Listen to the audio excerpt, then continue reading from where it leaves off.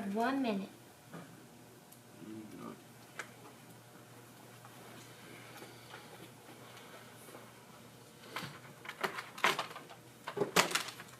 I'm so ready for everything to come in and do this one quick.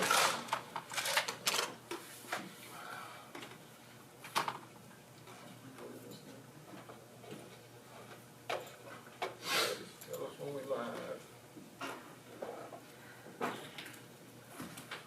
Okay, we're live. We live?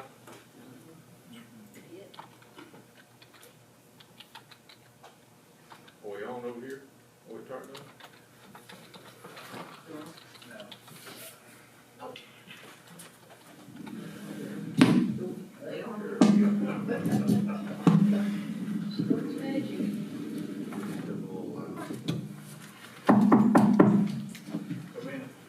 Well, welcome everybody to the Natchez Parish Committee meeting. Mr. Harris and Ms. Phelps are out temporarily.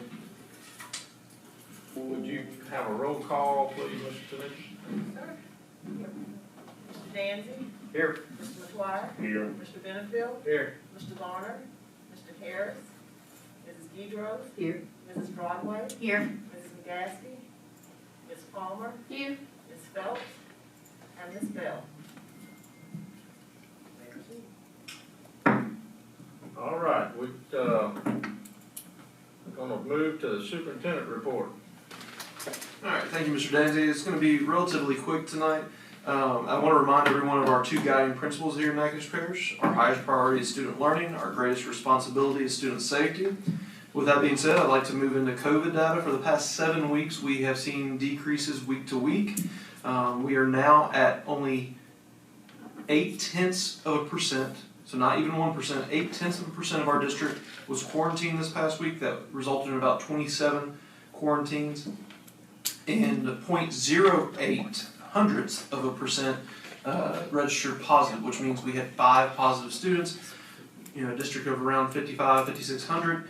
That's pretty impressive. So our numbers continue to improve, and I think that's in large part due to our mitigation efforts, whether it be our quarantining, our masking, and or a combination of those, as well as our program with LSU Health Sciences, which I myself got tested Monday, because I get tested every Monday, and I'm happy to report I'm still COVID negative.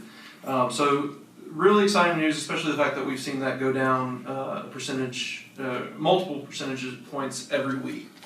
That leads us into the discussion. I know it's a hot topic. Everyone has been asking about Dr. Brumley's shift in the LDOE guidance. What I've done is I feel like I've talked to almost every superintendent in the state. I've also talked to our legal counsel. I want to reemphasize, spoke to the legal counsel, and what they're telling us at this point, yes, there are districts who have kind of jumped headfirst into this guidance from Dr. Brumley, but a few things we want to note. Number one, it is at the strong legal urging of our legal counsel, who we pay to do this for us, that they say we need to wait till at least after the next Bessie meeting, which will occur on the 12th and 13th of October next week. And because they believe that there are some more guidance, some more things going to come out with that. So we are not going to make any decision in regards to the quarantining at this point until after Bessie has met in their October meeting. Also, I want to highlight the fact that LDH has come out and said that they have grave concerns and disagree completely with LDOE. And one thing I want to mention, no one likes quarantine, no one likes masking, but one thing we've said to y'all over and over and over again throughout this pandemic is that we're always going to follow the science. And so it makes sense on this one to be a little more hesitant and not just jump out in front of everyone with it, and also to follow the guidance of LDH as well as LDOE. Also, I'd like to note that there's only 4 parishes right now that have opted in to Dr. Brumley's guidance. The rest of us are either opting out or we're sitting and waiting for more guidance. And so I want to reiterate to everyone that at the urging of our legal counsel, we are waiting for that for some stronger guidance in terms of if this is going to be something that is legally able to progress. And we believe we'll hear about that soon. Want to move on from that and let you all know that me and Mr. Wascom are progressing on our revisions of salary schedules. Remember, these aren't necessarily to give raises across the board or anything like that, but to address the old salary schedule and how we value our folks and clear up a lot of the murky issues that we have in the salary schedules. I think we'll have school food service, custodians, maintenance, and secretarial done for y'all for a presentation at the November board meeting. And then we're continuing to work on all of those salary schedules because this is an entire year's effort. And then finally, I'm going to pass this out to you. This was not something I attached to board docs, and that was for a reason because, as you can see, it's kind of a cumbersome document. And this is the proposed, this is the proposed budget for our ESSER spending. I've seen a lot of folks, whether it's our district or other districts or statewide or nationwide, who keep saying, districts have all this money, where's it going? And the implication is that we're not being transparent. Well, we just budgeted this money on September 30th, so that was last week. And if anyone is interested in how we plan on spending the money, they can go to louisianacomeback.com and they can click on NACISH and it'll tell them what we were approved for. Now at this point we have not been approved for anything, we're in the process of being approved. So this is ESSER 2 and 3. And if you go through here, you can see that we're looking at a lot of different things. We're looking at social and emotional help, social workers at every school. We're looking at compensation for our employees for summer school. It is a lengthy document because we're talking about around $20 to $30 million of expenditures over the course of 3 years. So please read through it. If you have any questions, this is not something that you're probably going to be able to look at in the next 5 seconds and say, oh, why are we doing line item 24? Please take it home, look at it. There's some really exciting things in here. I think it's going to clear up, I think it's going to be obvious the themes of what we're doing here about recruitment, retention, and really investing in our students in our schools. And I like Dr. Brumley's, or the LDOE's message on this. They said it's about people, not programs. Because we don't want to invest in these fly-by-night things. We want to invest in people here at the district level. So before I hand it over to LSBA, because they are here, I know I touched on some kind of big topics, although I did it pretty quickly, specifically the quarantine discussion. Is there any questions y'all have before I turn it over to Dr. Pope and Ms. Wendy from LSBA? Dr. Eagle, was that louisianacomeback.com? Yes, ma'am. Okay, thank you. All right, with that being said, I hand it over to the fine folks at LSBA who have a presentation on policy that they'd like to share with us. Just up here.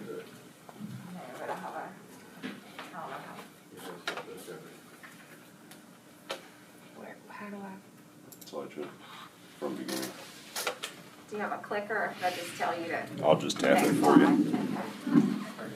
So you can just hit the enter key. When you're speaking, if you are comfortable, you can take your notes. Okay, I don't know if this is on, probably not.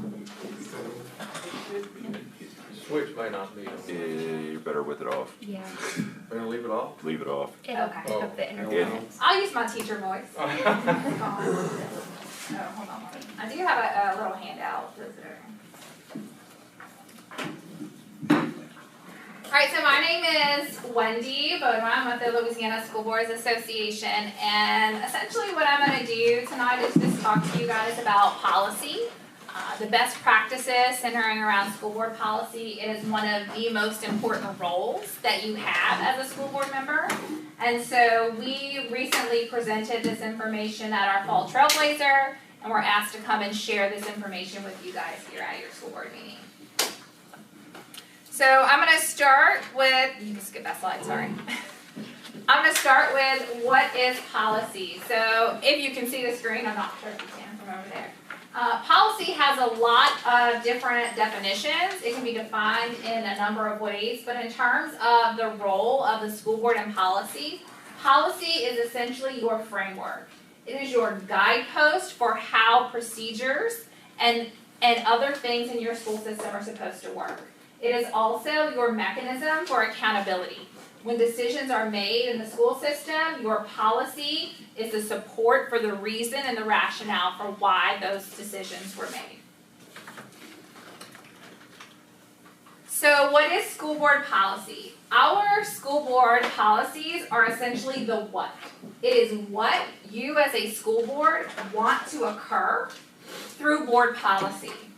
It also provides direction for the administrative staff. So anything more than what you want to happen, you can consider as being an administrative regulation or a procedure. So your board policy is the what, and beyond the what is your administrative rules and regulations. So your hierarchy of legal authority.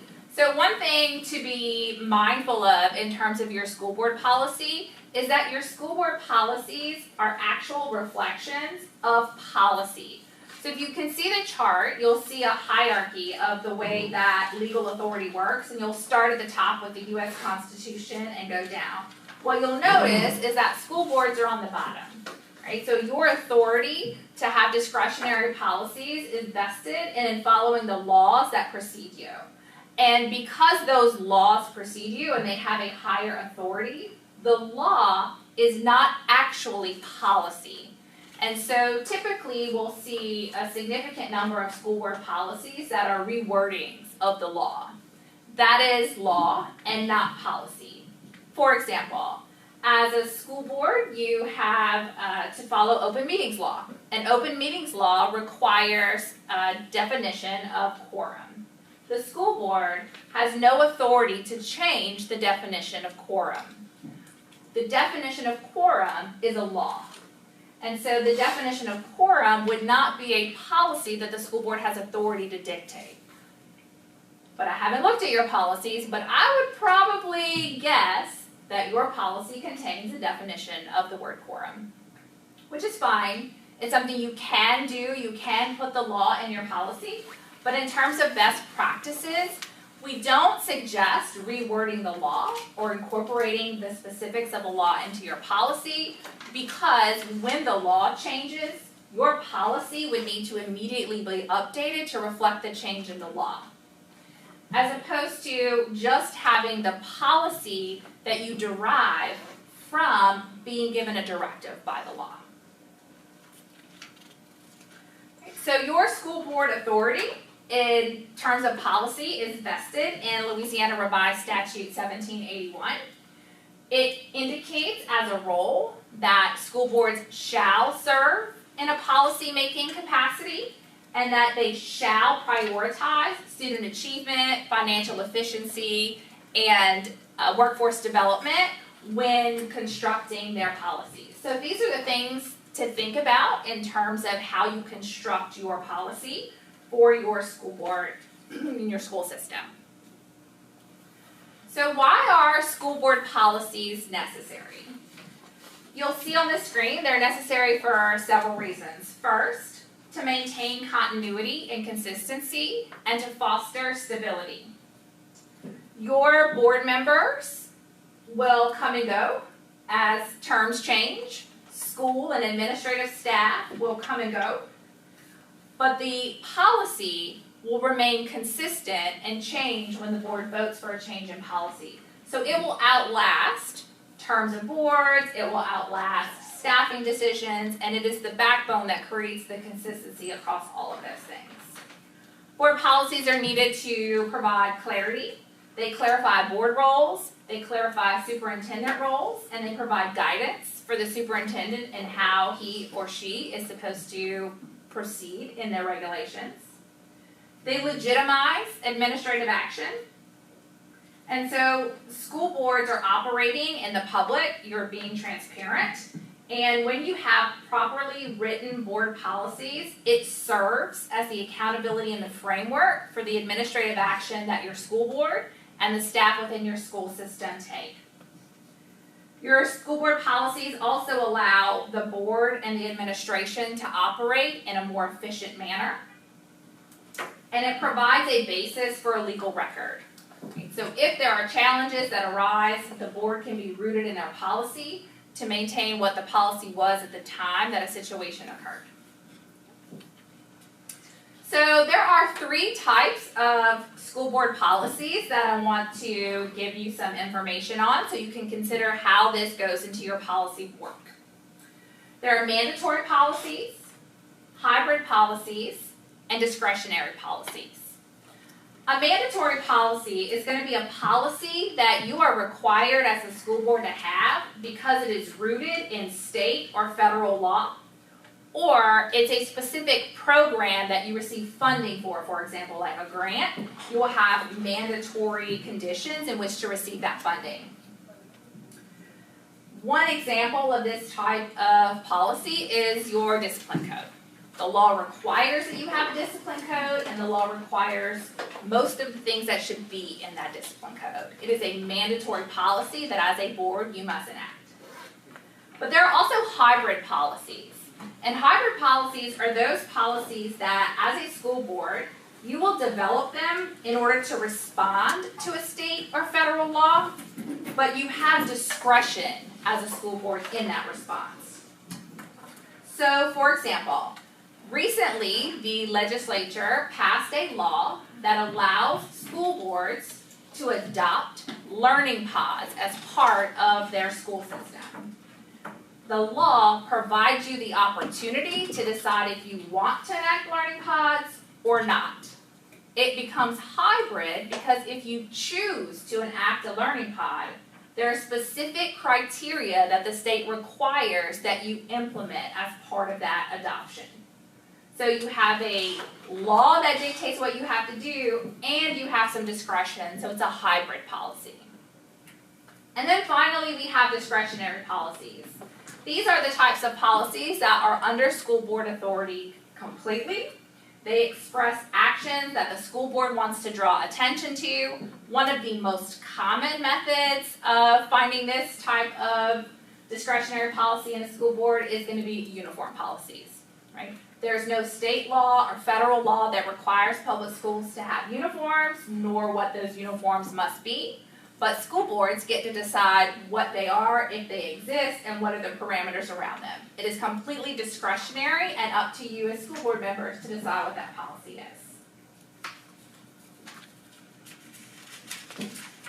So this is distinctive from administrative procedures, or also referred to sometimes as administrative regulations. So if your policies are the what from the school board, then your procedures are the how. So think about your policies as the guidelines that are adopted by the school board, and they sort of chart the course of action that the superintendent and the staff in the school system are going to take. They're going to tell the superintendent and the staff what is wanted, why, how much. They should be broad enough so that discretionary action to meet the day-to-day operations can be accomplished, but they should also be specific enough to provide clear guidance to the superintendent and the staff on how they should proceed. Procedures, on the other hand, are your how. They are the detailed directions that are developed by the administration to put the policy that you've created as a school board into action. These procedures will tell who, where, and when things are done in the school system. And those are all rooted in the direction that the policy has set for the school system. So another thing to be distinguishing from policies are laws and notice documents. So law is the rule, right? The why. This can be rooted in things like Louisiana statute, open meetings law, public records law. Board member qualifications are the law. These are probably things that you have in your school board policy, but they are in fact based in the law. Notice documents are different than having law in policy. So if you are a school system that has a lot of law written into your school board policy and you want to move away from that in terms of best practices, one option that you have is to move towards what's called a notice document. So instead of having school board qualifications be an actual policy in your school board manual, you would take that policy out and instead create a document called a notice document, which would have the header, school board qualifications, and next to it, it would have the statute which contained those qualifications and the link to review those qualifications. The difference is that if you're using a notice document, as opposed to rewording the law, then you are always linking that information to the newest version of the law, and you don't have to continue to update your policy every time that the law changes. So just a little recap. Policies are not administrative rules and procedures, and they are not law or notice documents. They are distinct and separate as their own standalone framework for the operation of a school system. So I'm going to share with you a few of the policy best practices. And when I share these with you, I want you to think of them as the policies and how you would utilize them if you were not including the law within the text of your policy. So the first one is, Sorry. your best practices for a policy are going to be a codification system. And when someone says that your policies are codified, what they mean is that they're categorized by some type of code. Most school systems in the state of Louisiana use an alpha code. So J would be a policy that applies to students. So you might have policy JAB or JBC. That's a codification system.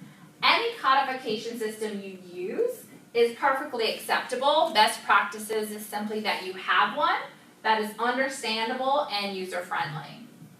The next one is clarification. You always want clear policies that do not leave ambiguity so that you can rely on your policy as your accountability piece to justify the actions that are taken. The third part is consistency. So this is a big issue with school board policies in terms of consistency. What your policy says is the way that your action should be taken all of the time. Sometimes we know that we have policies that are poorly written that may not be serving us well anymore. If that's true, then the remedy for that is to change the policy officially, but in the interim, to continue to have consistency about the way decisions are made based on that policy. We also have currency as one of our C's of best practices, and this is not thinking of currency as money. This is thinking of currency as the way that you exchange information. So our policy manual is the way that we exchange information with our superintendent, with our school system, with our community, with our parents and students. And so that is the currency we use with which to negotiate positions, to negotiate decisions. Everything is rooted in our policy manual. We also have communication. Policy manuals should always be communicated clearly and effectively to all stakeholders. Continuity and compliance. Right, so your policy manual should always be in compliance with the law, but for best practices, it would not resuscitate the law. Okay? So there is a policy development process, and I'm just going to touch on it very briefly about how the process works. So when you're looking to develop your policies, it sort of goes through a particular process for ensuring that the best practices of policy development have occurred. So you'll start with identification of a need. What do we have in front of us that requires a policy or board action? We should then analyze the strategies that we would be using to address that need and identify what we can do to progress through it. We would then select the best policy strategy to move forward. Then we would get our initial draft of the policy ready to go. That draft of the policy would then be reviewed and then adopted. But policy work of the board does not stop at the adoption phase. Adoption is the end of one piece of policy. Once a policy is adopted, there are still additional steps in the developmental process. One of those is policy implementation. So once a policy has been adopted, the next step is for that policy to actually be put into practice. And so a policy written on paper that isn't being utilized is not an effective policy. After policy implementation, there is a review and evaluation process that makes for best practices. Is this policy having the effect we intended it to have when we passed it? How do we know that this policy was drafted in a way that works best for our school system? If you look into those answers to those questions, what you might find is that you need to revise the policy. Perhaps you started with a particular student fee policy and then a year or 2 years later realized it's not really working for the best interest of the community, so you want to review it and then come back with a policy revision to make it align better to what it was you intended it to do in the first place. So here are just a few quick tips about policies. So some policy do's. You do want your policies in your school boards to be rooted in your vision and your mission for the school system. You want to ensure that any policies you have in your manual do not conflict and they are not contradictory in different sections of your manual. You want to ensure that you are reviewing policies regularly, that you are striving to be proactive in your approach to policy instead of reactive in your approach to policy. And your policies should be designed to address the needs of your district, either your current needs or your anticipated needs in the future. And you want to ensure that your policies and your policy development stage is always visible and transparent to the community. So here are some policy don'ts. You never want to have a board policy that provides an unclear purpose or unclear direction. If you do, it will create ambiguity and cause problems for you to be able to rely on your policy to justify the actions of the board, of the superintendent, or of the staff in the school system.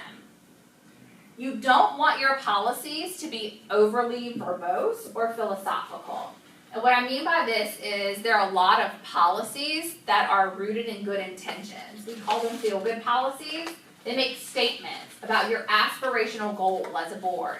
We endeavor to have equitable school system that treats all students in a fair and equitable manner. That is a beautiful aspirational goal.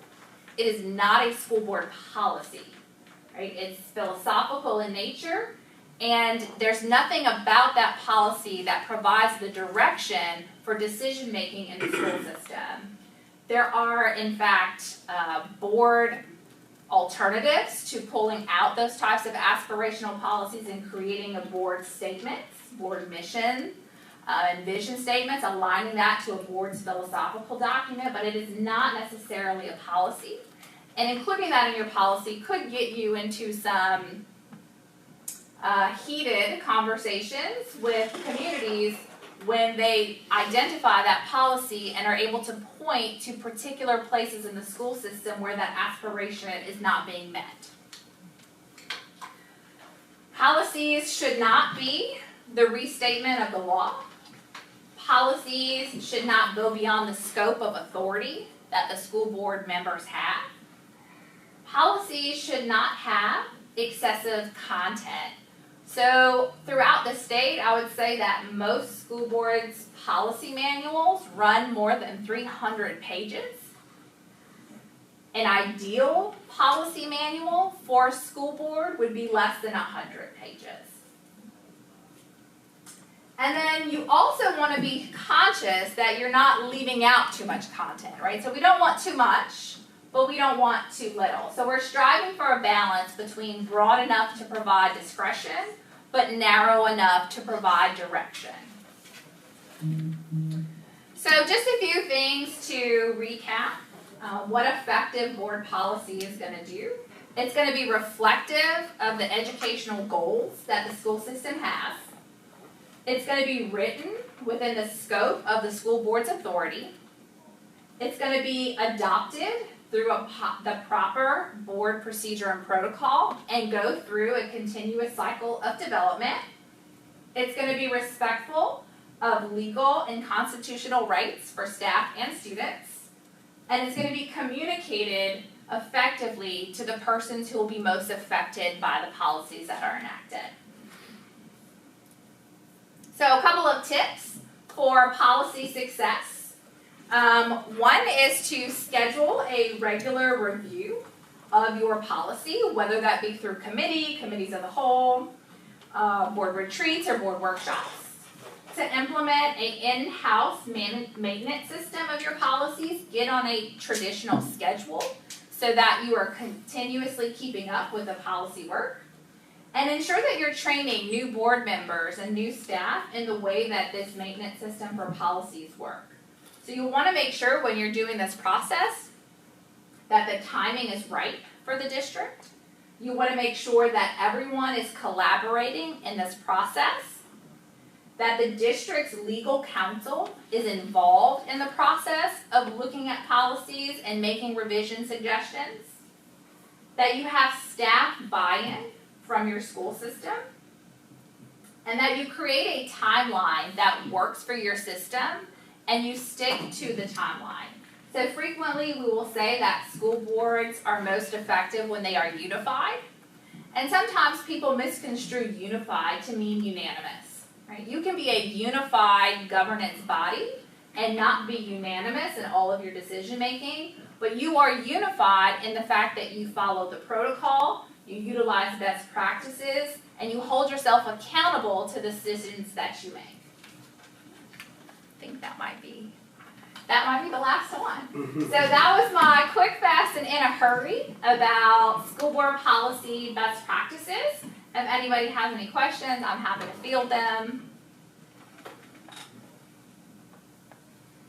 If not, my teacher voice and I will have a seat.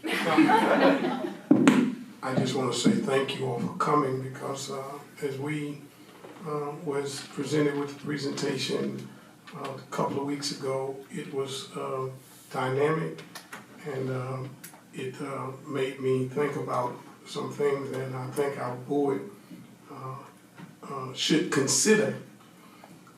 One of the things is I don't think that we have any of our board members who actually sat on the committee, and I'd like to see that happen, first of all. And there's a whole lot of other things that I would like to make sure that we have a constant sight on our policies. There's a policy that is under our scrutiny right now, and want to make sure that we get it right.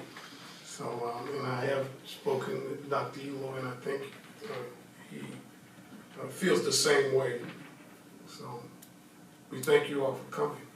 Well, thank you for inviting us. And I'll just say, what I hope that you get from us presenting on best practices is some information that you can sit with and think about, what do your own board policies look like? Do you think that you're in alignment with good practices for how your policy has been crafted, how you're evaluating and reviewing your policies, and kind of put this into an application stage, right? Like, can you read your entire policy manual? Have you read your entire policy manual? Do you want to read 500 pages of your policy manual?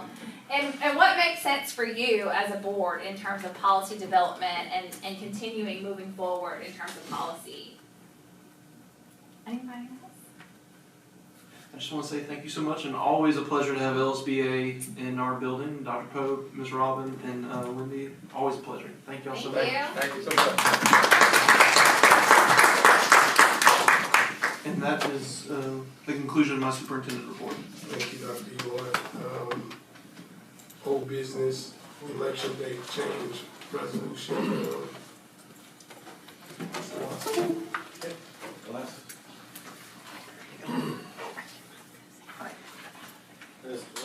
I don't don't know how many know, but the governor had to delay due to Hurricane Ida the election. And so we have to update everybody with this resolution. Of course, okay. And it is attached, but now Billy, what do I have to read now on this one? The whole thing? Okay. The following resolution is offered by and seconded by, and a resolution confirming the election date change pursuant to executive order of the governor, establishing a new date to canvass the returns of elections and providing for other matters in connection therein. Whereas the Parish School Board of the Parish of Natchitoches, State of Louisiana, acting as the governing authority of one, Consolidated School District Number 8 of the Parish of Natchitoches, State of Louisiana, and 2, Consolidated School Board District Number 10 of the Parish of Natchitoches, State of Louisiana, therefore call an election to be held on Saturday, November 13th. And whereas the governor, whereas the governor issued Executive Order Number 2021 JB 13 on September 9, 2021, said executive order with the supplement and or modifications therein, the executive order, herein the executive order, to reschedule elections due to the statewide emergency caused by Hurricane Ida. Now therefore be it resolved, the school board, the parish school board of the Parish of Natchitoches, State of Louisiana, the governing authority, acting as the governing authority of Consolidated District Number 8 of the Parish of Natchitoches, State of Louisiana, and Consolidated District Number 10, the Parish of Natchitoches, State of Louisiana, that, Section 1, this governing authority acknowledges the change in the election date pursuant to the executive order from November 13 to December 11, 2021. This governing authority shall meet at its regular meeting place, the Parish School Board Office, School Board Room 310, School Board Room 310 Royal Street, Natchitoches, Louisiana, and on Thursday, January 6, 2022, at 5 p.m., and shall examine and canvass the returns and declare the results of said special elections. Section 3, all provisions of the election call resolution previously adopted by this governing authority, other than the change in the election date and canvass date, shall remain in full force and effect. Section 4, the President and or Secretary are further authorized, empowered, and directed to take any and all further action required by the state and or federal authorities to conduct the elections. Hugs and kisses, that's it.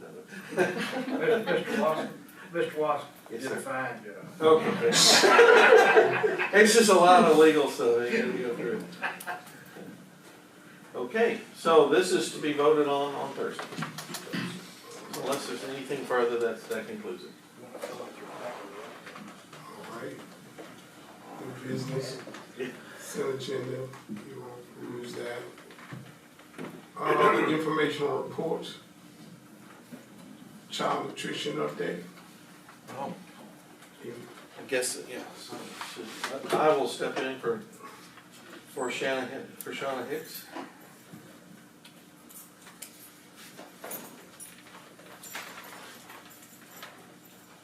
Okay. Everybody has pulled up her report. This is billing a claim. What she means by claim in the amount of $238,000 means that's a claim for billing. That would be money we're due to receive. Cafeteria equipment was ordered at the end of the summer and is beginning to arrive. Now that's coming in. We do still have supply chain issues, so that is slowly coming in. As it's coming in, it's being installed. Most of the equipment was all for the city schools was paid for in the bond money. Some of the stuff is being paid for, most all of this is the bond money. Marthaville has a few pieces of equipment that are coming out of BREs otherwise, okay? And installation of the cooler and freezer, They installed a new cooler and freezer and decided to keep the old one. It's now called the pizza freezer. It's just because pizza has become so popular, they've put it all in there. Let's see, an additional $24,000 in departmental. Shauna has been doing a lot of good work as she's learning her job, since she's taken the job and becoming more adept at it. She's realizing there's a lot of funding out there to get additional funds for things like $24,000 to secure fresh vegetables and fruits. So this is just additional funds, and as y'all know, some of the cost of food everywhere is going up. So all these little savings is really helpful. Additional commodity items were secured from expert store, which created a savings of $15,000 in our budget. This is also a part of her knowledge. So I would tell you that Ms. Hicks is doing a fine job learning her job, figuring out where all the special savings can come from. This is another. So in this 1 month, she's saved $24,000 and $15,000. In a normal event, we would have had to pay for that. All right. This is kind of an ongoing thing since Hurricane Laura last year.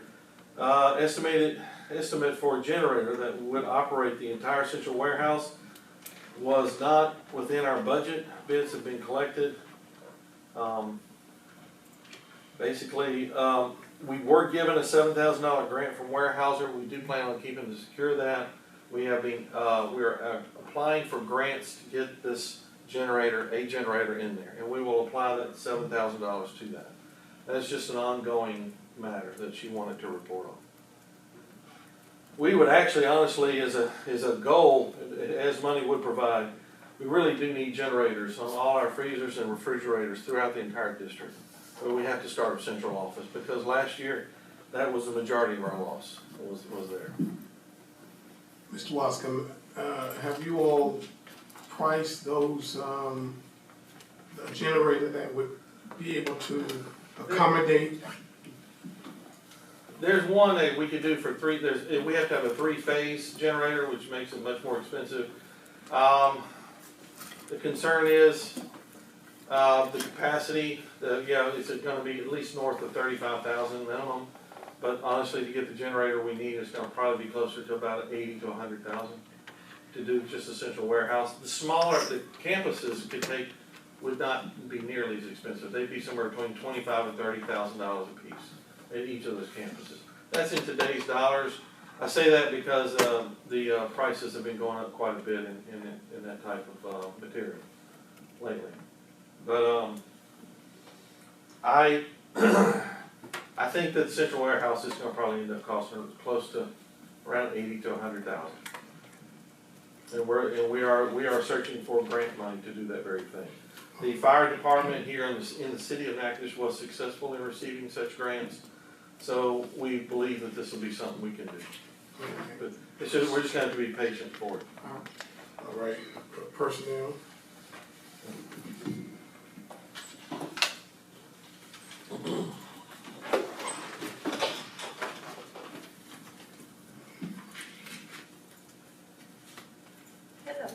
Hello. Okay, we're pretty excited. We're out of breath and all of that, but we're excited. We have some things coming for you. I don't want to tell you everything, but one thing will happen on the 24th and 31st. Same thing, advertised twice. I don't want to tell you until closer, because I want to build that anticipation. But we will be filming Thursday the 14th. So get ready. It's going to be nice. The other thing is I want you to save the date for November 9th. We're going to finally get a chance to celebrate our Employees of the Year. It's going to be at the Event Center. Yes. And we're going to have a chance to celebrate. You know, we're behind on that celebration. We were trying to outlive, we have done that. Get past all of that, but we can't wait any longer. We've got to celebrate our people. And so we need a big enough place. And the Event Center would be that place. So save the date for November 9th. We are planning it for 6 o'clock, we're thinking 6 to 8, we don't really want to do a weekend, most people live for the weekend. So we want to do that, at that time. Everything else is on the report. If you have a question, please ask. I came in and saw just a collage of folks coming in excited and happy about working for us. So I was excited as well. Our last principals meeting it was touching, to say the least. We got a chance to get together, we, had a chance to hear each other out, hear each other's concerns, and just kind of express some things, and then it was almost like revival. And so we are just rejuvenated and ready to go on with what we started out with. So the turnover's about the same, it hadn't gotten any worse You know, during this, time frame of COVID and not not any major No, changes? ma'am. No, ma'am. You had a question? All right. See budget update. Okay. If you pull up the attachment, you'll see that the, in column 2, your this new year, 2021, as of August 31st, we're about, I just added it up, the difference between revenues and expenses, about $3.6 million in difference. And in child nutrition, it's about dead even with billing versus revenue. But as I just mentioned in her notes, she just billed for August. So we're kind of, you bill for the meals you served now. So this is, we're kind of always a month behind on what we bill for August, we don't receive until, we don't post it until September here. So, and then on the last page, it says no revenue. Well, this is because as of this meeting, that revenue has not been posted yet. But I can guarantee you, as it is always is with Title I, the revenues and expenses exactly equal each other. So you can expect that if we handed this report out to you next month, that the revenue would be exactly $72,794. So anyhow, it's just a matter of timing on getting the money in. August, money is sent out for collections in September 15th, and usually it doesn't arrive until right about this time. So at the time of this report, it had not been posted. Mr. Watt, Okay, yes ma'am, sure. received an email today from the taxing authority in Nagus Parish, and how is that, and for a November rollover, and a change, how's that gonna affect us? Taxing authority with regards to sales tax or property Yeah, tax? it's gonna be a rollover. I received an email today for, personal business. How's that gonna affect us? Rollover tax. No, not the rollover tax. There's gonna be a rollover of reporting. I think we talked about it briefly last month. Is this a change at the Natchitoches Tax Commission? I've only heard the fact that we were talking about moving it to state for the house. We'll talk about it offline. Okay. I have not heard of that, and I'm the chairman of the board, so I'm not sure what that's about. What I read. Okay. I'm sorry, I'll certainly have more information for the board later. Well, it may be someone putting out false information too. That'll never happen on the internet. All right. Our maintenance report. Good evening. Good evening. This month we don't have a whole lot to report. We got a lot of good things going on.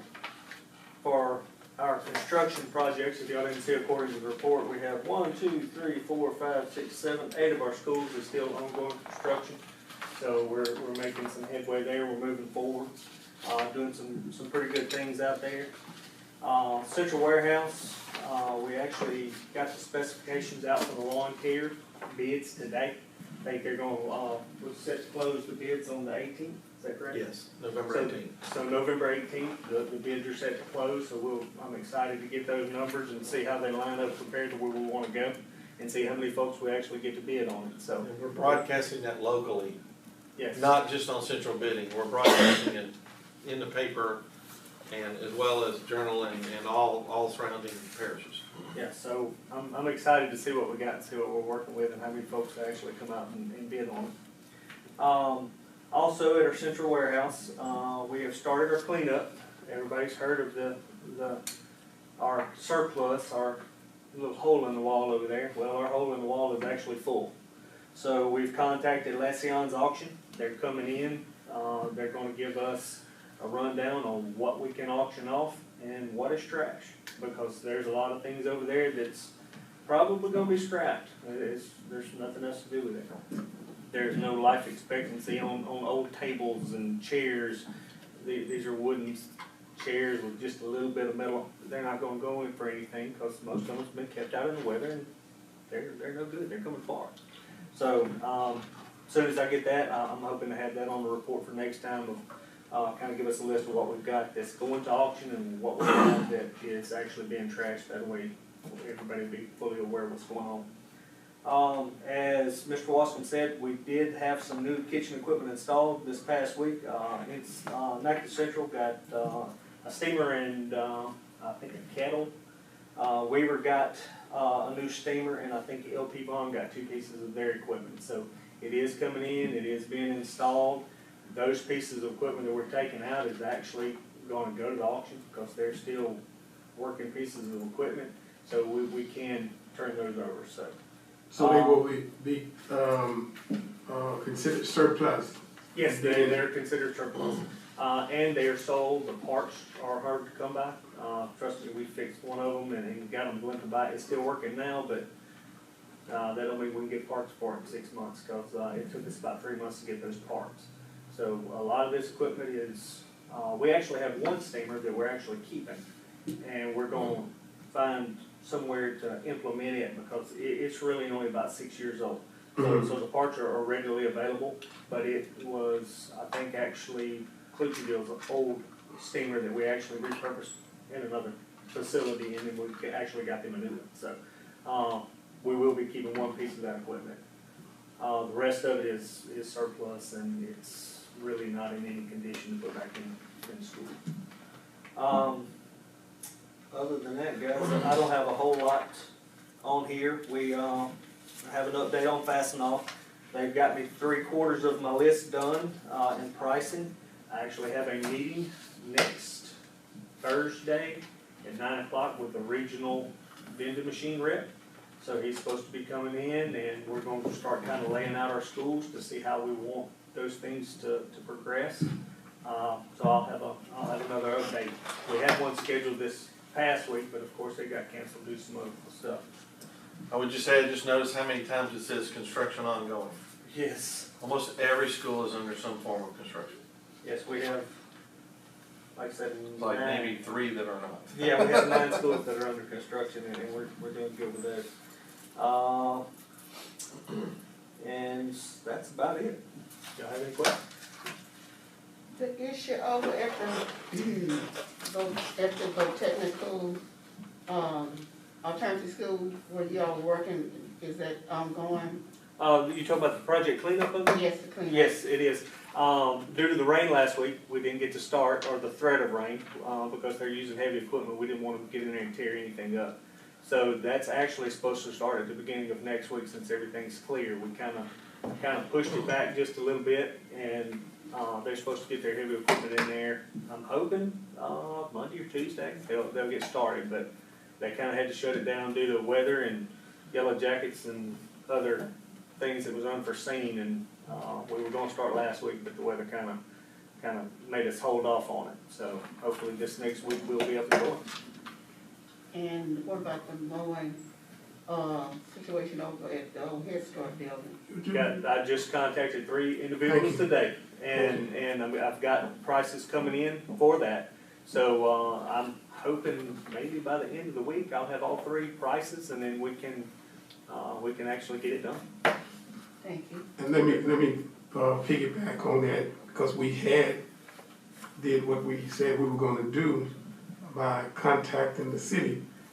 But the city said they were not able to do it because of the lack of manpower as well.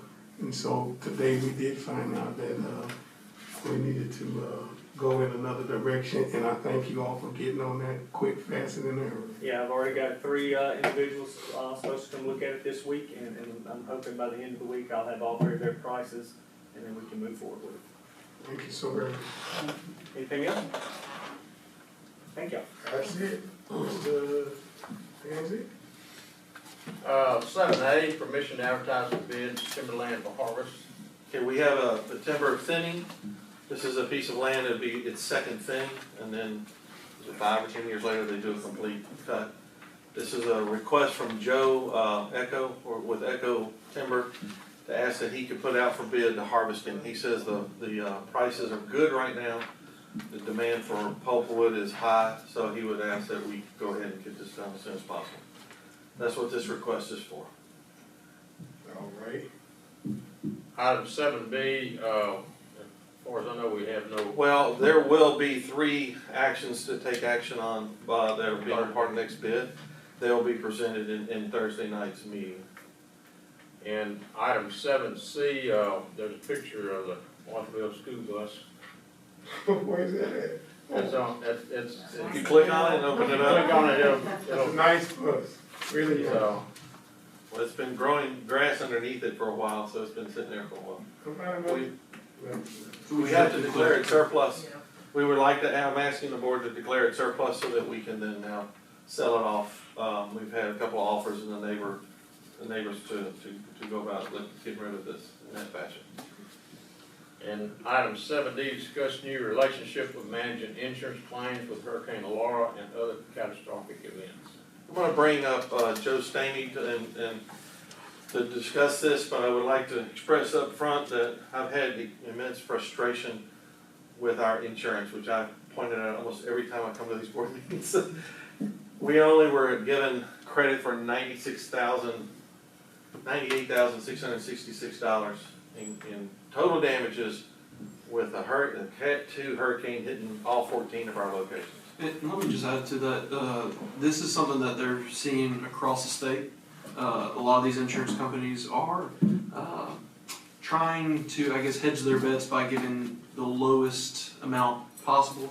And many districts are dealing with this, and we actually heard about this through Grant Parish, because Well, I happened to go to lunch with somebody who had to tell me that they were working with Cimarron, which you'll hear from, and I said, what do y'all do? And he told me, I'm sitting there going, oh my gosh, the answer to our prayers, to my wishes to get this done. I feel like that. So anyhow, I don't want to say too much. Joe is going to bring the whole team up and explain everything to you guys, okay? Because when I saw how low everything, I went to Joe, and I've been working with Joe to try to resolve this issue.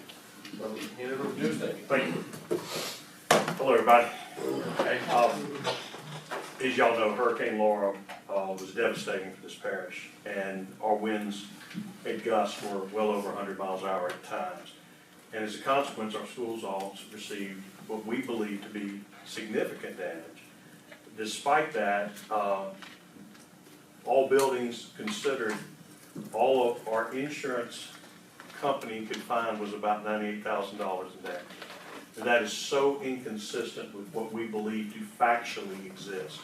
The only way we can be in a better position to prove that is to get some experts out on these sites, particularly with regard to the roofs, and do a comprehensive evaluation to determine the scope and extent of the actual damages. These folks that I'm about to bring up have had experience at several other school systems in the state, school boards, and they've been very successful in what they've been able to help establish. At the end of the day, an insurance company has a duty of good faith and fair dealing, particularly with regard to their own insurance on a first-party basis. Their failure to treat their own insurance fairly and honorably and honestly can result in penalties and attorney's fees and everything else. We want to avoid having to go to court if we can. We want to be in a position to present a well-structured, well-supported series of documentation to be submitted to the insurance company and try to explain to them in a rational and appropriate basis why they owe so much more than they have found so far. So let me call up these gentlemen. They're going to help us explain at least where we are. I have Mr. Gary Clough with Ballard, who's an architect, Mr. Brian Butler, who's a principal engineer with the company, and Ed Secha, who is with Cimarron. These guys are going to be our expert witnesses who are going to go to each of our buildings and help provide documentation in a very detailed format as to the extent of our losses compared to what was purportedly found by these insurance companies. We're going to have them perform various functions, both in terms of the management of the project and helping to establish the scope of the claim, all the documentation of these matters. Ed with Cimarron is going to help us particularly with the documentation and putting together the detailed losses that will hopefully be used to educate these insurance companies as to why they should pay now. Avoid litigation, avoid us having to throw good money after bad from a legal standpoint, potentially, and try to make this recovery early without having to resort to the court system. We're also going to have Joe Moore, who's an insurance consultant and has worked as an umpire as well as an appraisal process party to help establish, if necessary, our position through what's called the appraisal clause, which is in each of these policies. And again, we've got what we think is going to be the best way to present this information through the proper documentation to the actual insurance company. We will give them notice of our findings. We believe they're going to be much more substantial. We don't want to speculate how much more, but we feel confident based on prior projections and based upon the work these folks have done in other areas that this money is going to be a substantial difference between what was found by our insurance company adjuster and what we believe to exist. So gentlemen, if y'all would explain, introduce yourselves and explain a little bit about the role you'll play in this. Ed, why don't you go first, because you'll be the man that will talk about the actual documentation. Well, good evening. Joe kind of hit it all on the head. One of the companies that we've been dealing with, the bid is the same one that y'all are dealing with, Sedgwick. For instance, the school parish of Grant, the first adjuster that came on out, he was actually an adjuster for cars, and they sent him out there to look at Grant Parish schools. He came back with a finding of $3.5 million when we told him he was chewing on something. Basically, we got another adjuster out there, and at this point right now, they're around $40 million that they're going to end up getting in Grant Parish for their schools and their damages. When they go up there on the roof, they're going up there with blinders on, they're looking for hurricane damage, they're looking for something that cut the roof. But what they forget is, with a hurricane, you also have hail from tornadoes that have spin off, and hail damage to standing seam roofs, R-panel roofs, even shingle roof, flat roofs, that causes water damage as well. When we go in with our tools looking for water damage to seep through the walls, they got through the carpet, stuff like that. Mr. Joe and Mr. Lee have seen some of our books with us. When we're done, each school is going to have a book with every dollar that you have spent in the past, every dollar that you're going to spend in the forward, and anything, but every report that the engineers come up with. When we get done, the insurance company's not going to have a leg to stand on to dispute our findings, because it's going to be stamped by Brian, our engineer, as well. If they do dispute it, at that time is when we revoke appraisal and take it to the next phase. Any questions? Was that all Greek to everyone? No, thank you. I'm Brian Butler. I'm the principal engineer at Ballard CLC Incorporated in Alexandria. Gary is also with Ballard. He's one of our architects, and we have, like I said, Ed had said, we've gone through I believe we've got a really good team because it addresses all the parts. Cimarron from the construction aspect of it, Ballard from the engineering and architectural aspect, and then Joel is a fantastic asset to the team because he's actually head of the association for the appraisers, just turned over his duties as president to the new president. So he has an abundance of resources plus he also, has done this many, many, many times, so he understands the process backwards and forwards. But it's our job. We went in, assessed the facilities, then put together estimates. And the important thing to note now is that you've got a lack of resources material-wise and labor-wise, so all the costs are escalated. So, I mean, we've seen bids come in on, $1 million, $2 million projects that are 25 to 40% more than typical estimates. So have to include that in the factors as well. So, I mean, we're familiar with that, looking for the evidence of the documenting that, getting that in Ed's reports so that y'all will have the information that you need to, that it's indisputable at that point, they can, it's hard for them to prove otherwise at that point, so just, Thank you. Do you want to add anything, or you? No, I think Brian's covered it. Very good. Mr. Stan, Yes, sir. is their fee based on a flat rate or a percentage of recovery? Neither. They can do it on a percentage recovery, they can do it on a flat rate. We're better off doing this on an hourly rate, that way we can control the cost. Okay. And at the same time, there are provisions in the insurance company policy that if they fail to act in good faith, they will have to be responsible for paying all of those fees and costs, including the attorney's fees. So that's why we're gonna document everything, we're gonna keep up with all these matters. The goal is to present the insurance company with such comprehensive data that it's gonna be overwhelming for them to be in a position to try to deny our documented losses. But in the event, and that's all designed to hopefully avoid having to go to court. No one needs to go to court over these, and that's why we're hoping to bypass that. Because even before going to court, we can invoke the appraisal clause, meaning if we have our position stated, the insurance company has theirs, if there's still area of disagreement, before having to go to court, the two different appraisers choose a third appraiser, and in essence do a non-binding arbitration type, like a tribunal of some kind, to try to resolve it. Oftentimes that does take care of the dispute.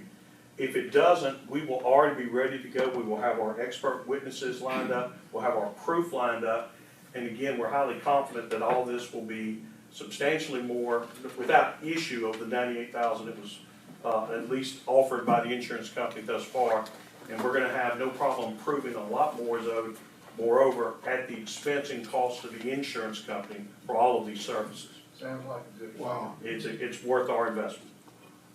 A bunch of this also, not to cut you off, but the insurance companies use a program called Exactimate, which is a program that is about 10 years old. So when they plug it in, that program's 10 years old. It's not capturing where wood is 170% increase, metal's 170% increase, and labor surcharge. You can't even get people at McDonald's right now for less than $18 an hour. So when we put all that together, there's a 30% surcharge for labor in there, and we cost every 2x4, everything at the real cost. So it's not the $1.44 2x4 that they had in their factory book. It's the $14.22 2x4. That's today's cost. So that's how we come up with this, to get you your real number. And that's why it's gonna be substantially more, because they're not using fair figures and evaluation processes to get the figure that needs to be actually paid to this institution. And I think we're gonna see a very good conclusion on that. Any questions, guys? Thank you. Thank you. Any questions? All right. Moving right along. Personnel executive report, closing meeting. Yeah. Oh, now we're done.